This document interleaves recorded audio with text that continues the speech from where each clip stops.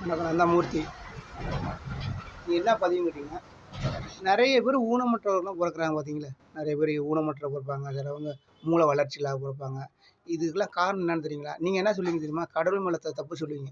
என்ன சொல்லுவீங்க? கடவுள் மேல தப்புன்னு சொல்லுவீங்க. ஆனா கடவுள் மேல தப்பே கிடையாது. தப்பு வந்து உங்க மேல தான். யார் பொறக்குறாங்களோ அவங்க மேல தான் தப்பு. ஏன்னு கேட்டீங்கன்னா, ஒண்ணு வந்து உங்க அப்பா, அம்மா செய்ற பாவம் ஒண்ணு. ஒண்ணு நீங்க செய்ற பாவம். இது சேர்ந்து தான் உங்களுக்கு சிலவங்களுக்கு காலு சரி காலு வளைஞ்சிருக்கும், காலு இல்லாம இருக்கும், காது இல்லாம இருக்கும், வாய் ஒரு மாரியா இருக்கும்.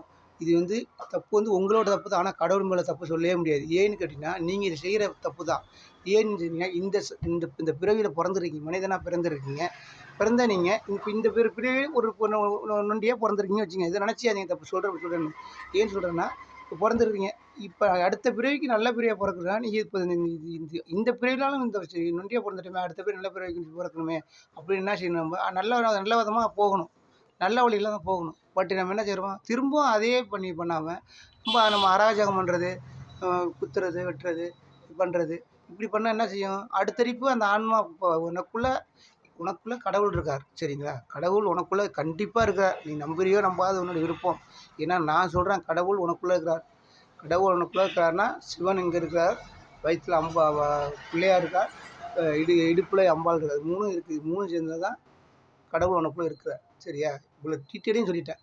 ஏன் சொல்றேன்னா, ஒவ்வொருத்தரும் புரிஞ்சு நடந்துக்கணும் அப்படிங்கிறத தான் சொல்றேன். நம்ம வெளியில போய் கடவுள தேடுறோம். பட் எங்கெங்கேயோ தேடிட்டு இருக்கிறோம். உனக்குள்ளேயே தான் இருக்கிறாரு. அத தேட முடியலையே உங்களால. நேத்து ஒருத்தர் என்ன கேட்டாரு, நான் எல்லா கோயிலும் சுத்தி பார்த்துட்டேங்க. எல்லாத்தையும் பார்த்து வந்துட்டேங்க. எல்லாத்தையும் பார்த்து வந்துட்டேன்னாரு. நான் டக்குன்னு கேட்டேன் அவர. அண்ணா எல்லாத்தையும் பார்த்தீங்க ஓகே. ஆனா உங்கள பார்த்தீங்களாண்ணா கேட்டேன். அவர் அடுத்த வார்த்தை பேசவே முடியல. ஏன் பேச முடியல? மன்னிச்சுங்க என்ன நான் பார்க்கலங்க அப்படின்னாரு. அப்ப உங்கள ஃபர்ஸ்ட்டு பாருங்க. உங்கள பார்த்தா தான் நீ கடவுள பார்க்க முடியும். நீங்க எங்க போய் பார்த்து, யார பார்த்து என்ன பண்றது? ஃபர்ஸ்ட்டு உங்களே நீங்க பார்க்கல. நீங்க எங்கெங்கேயோ போய் சுத்தி பார்த்து என்னங்க பண்றது? உங்களுக்குள்ளே இருக்க கடவுள் உங்களுக்குள்ளே இருக்காரு. உங்களே நீங்க பார்க்கல. நீங்க வெளில சுத்தி என்ன பண்ண போறீங்க? அப்படி இருக்கிறப்ப, கடவுள உங்களுக்குள்ள தான் இருக்கிறாரு. அப்ப நீங்க என்ன செய்யணும்? உங்களுக்குள்ளே இருக்கிறாருன்னா, நீங்க அதுக்கு நெறைய வழி இருக்கு. எந்த நோய் நொடியும் இல்லாம இருக்குது வரதுக்கு நெறைய வழி இருக்கு. அந்த வழியில போனீங்கன்னா, கண்டிப்பா நீங்க வெற்றி அடைவீங்க. நான் 2, 3 வீடியோல சொல்லிட்டேன். என்ன சொல்லிட்டேன்? நீங்க மூச்சு பயிற்சி எடுத்தீங்கன்னா, கண்டிப்பா உங்களோட ஆன்மாவை நீங்க பார்க்கலாம். உங்களோட ஆன்மாவை நீங்க பார்க்கிறதுக்கு சான்ஸ் உண்டு. சரிங்களா? கண்டிப்பா உண்டு. இதை நீங்க கண்டிப்பா இந்த முயற்சி எடுத்தால், உங்களுக்கு இந்த வாய்ப்பு உண்டு. இந்த மூச்சு பயிற்சி எடுக்கிறதுக்கு காலையில் முடிஞ்ச அளவுக்கு காலையில் குளிச்சுட்டு, தூங்கி எழுந்திரிச்சு குளிச்சு கிளிச்சிட்டு பாத்ரூம் போயிட்டு உட்காந்து செஞ்சு பாருங்க. உங்களே நினச்சி உட்காந்து செஞ்சு பாருங்க. கண்டிப்பா உங்க ஆன்மாவ பார்க்கறதுக்கு உங்களுக்கு வாய்ப்பு இருக்கு. உங்க ஆன்மாவ நீங்க பார்த்தீங்கன்னா, நீங்க நீங்களா இருப்பீங்க. சரிங்களா? நீங்களா இருப்பீங்க. ஒரே வார்த்தை சொல்லிட்டேன். என்ன சொல்லிட்டேன்? நீங்களே இருப்பீங்க. அவ்வளோதான். வேற ஒண்ணுமே சொல்றதுக்கு வேற என்ன வார்த்தை இல்ல. உங்களுடைய ஆன்மாவை நீங்க பார்த்துட்டீங்கன்னா, நீங்களா இருப்பீங்க அவ்வளோதான். பட் இன்னொன்னு கேட்டீங்கன்னா, ஒரு குழந்தை ஒருத்தர் இறந்துடுறாங்க. இறந்த பிறகு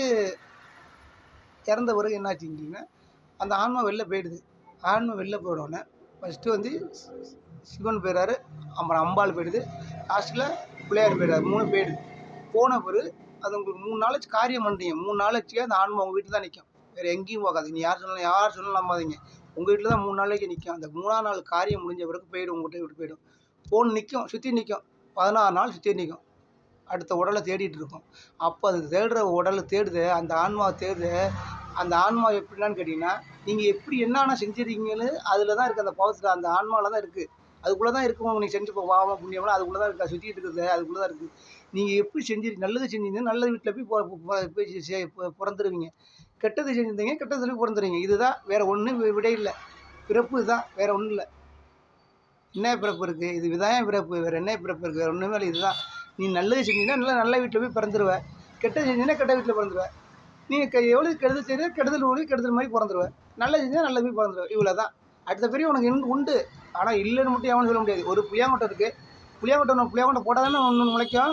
புளியாங்கொட்டை ஒண்ணு போடாம மரம் முளைக்க வச்சிரும். புளியா மரத்த முளைக்க வச்சிரும் பார்ப்போம். முளைச்சிருமா? இல்ல வேப்ப மரத்த முளைக்க வச்சு முளைச்சிரும் பார்ப்போம். எப்படி முளைக்கும்? அதெல்லாம் முளைக்கவே முளைக்காது.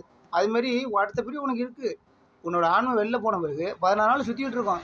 14 நாள் சுத்தும்போது, அந்த ஒரு குழந்தை பொறந்துக்கும்போது நீங்க வேணா டாக்டரே கூட நானா படிக்கவே இல்ல. ஆனா அந்த அளவுக்குலாம் படிக்கலப்பா. நான் சும்மா ஒரு மெக்கானிக் எலக்ட்ரீஷியன் அவ்வளோதான். பட் தவிர படிக்கலாம் இல்ல. அவ்வளோதுக்கெல்லாம் நான் வசதிலாம் கிடையாது. பட் ஒரு அனுபவத்தில் சொல்கிறேன். ஒன்று என்னன்னு கேட்டிங்கன்னா நீங்கள் வேணால் டாக்டரே கேளுங்க. அந்த குழந்தை பிறக்கிறப்ப தொப்புள் கட் பண்ண பிறகு குழந்தைக்கு உயிர் இருக்குமான்னு நீங்களே கேட்டு பாருங்க. இருக்காது. ஏன்னு கேட்டிங்கன்னா அந்த அப்போ கட்டுனத்தோட தாயோட உறவு முடிஞ்சிச்சு. சரிங்களா? அதோட தாயோட உறவு முடிஞ்சிச்சு. தாய்க்கும் பிள்ளைக்கும் உள்ள உறவு முடிஞ்சிச்சு. அதுக்கு பிறகு அகாரா முகாரா, அகாரா உகாரா முகாரான்னு 3 வருது. அதுதான் 1 சிவன், அம்பாள், பிள்ளையார் 3 உள்ளுக்குள்ளே பூருது. அந்த பூர்றது தான் அடுத்து பூர போகிறப்ப அவங்க தட்டுவாங்க. நீங்கள் என்ன டாக்டர் பார்த்துருப்பீங்க. கட் பண்ண பிறகு தட்டுவாங்க, முதுகை தட்டுவாங்க.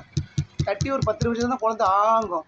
பற்றியா அந்த ஆங்கிறது நீ உயிர் போகுது பிறகு அன்றைக்கி நீ உயிர் போகிற அன்றைக்கி இது ஆன்னு போயிடும். முடிஞ்சிட்டு அவ்வளோதான்.